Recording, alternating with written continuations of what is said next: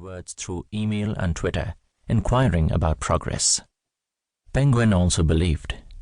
My initial hesitation about being able to deliver was brushed aside by R. Sivapriya, who pushed me after the series had been commissioned by V. Karthika. And then, Sumitra Srinivasan became the editor, followed by Paloma Datta. The enthusiasm of these ladies was so infectious that everything just snowballed, and Paloma ensured that the final product of the volumes was much more readable than what I had initially produced. When I first embarked on what was also a personal voyage of sorts, the end was never in sight, and it seemed to stretch to infinity. There were moments of self-doubt and frustration. Now that is all done, it leaves a vacuum, a hole. That's not simply because you haven't figured out what the new project is.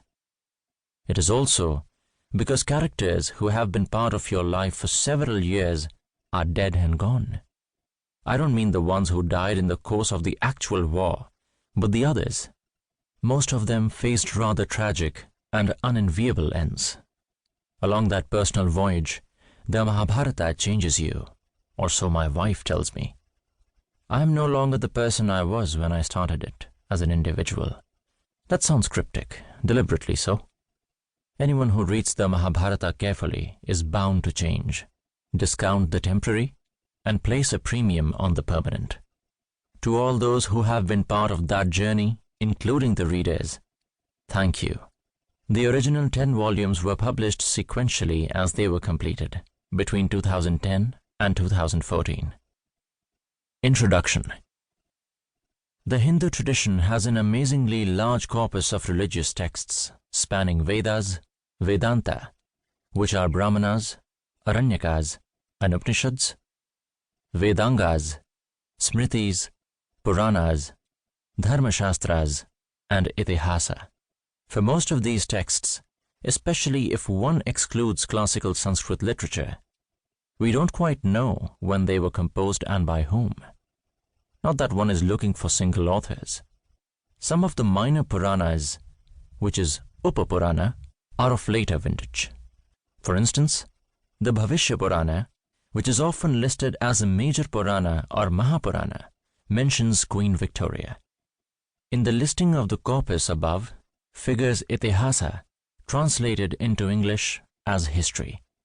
History doesn't entirely capture the nuance of Itihasa, which is better translated as this is indeed what happened. Itihasa isn't myth or fiction.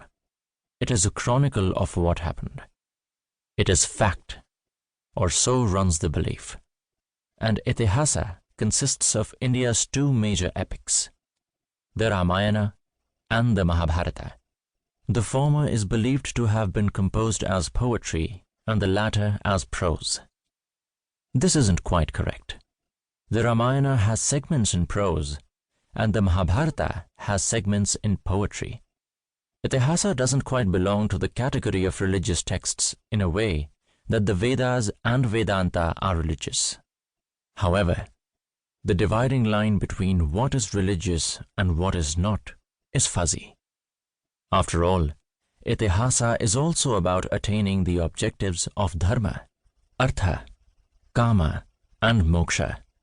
And the Mahabharata includes Hinduism's most important spiritual text, the Bhagavad Gita. The epics are not part of the Shruti tradition. That tradition is like revelation without any composer. The epics are part of the Smriti tradition. At the time they were composed, there was no question of texts being written down. They were recited, heard, memorized, and passed down through the generations. But the Smriti tradition had composers.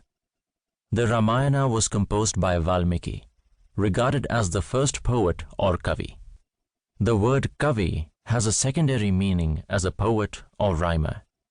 The primary meaning of kavi is someone who is wise, and in that sense, the composer of the Mahabharata was no less wise. This was Vedvyasa or Vyasdeva. He was so named because he classified or Vyasa the Vedas. Vedavyasa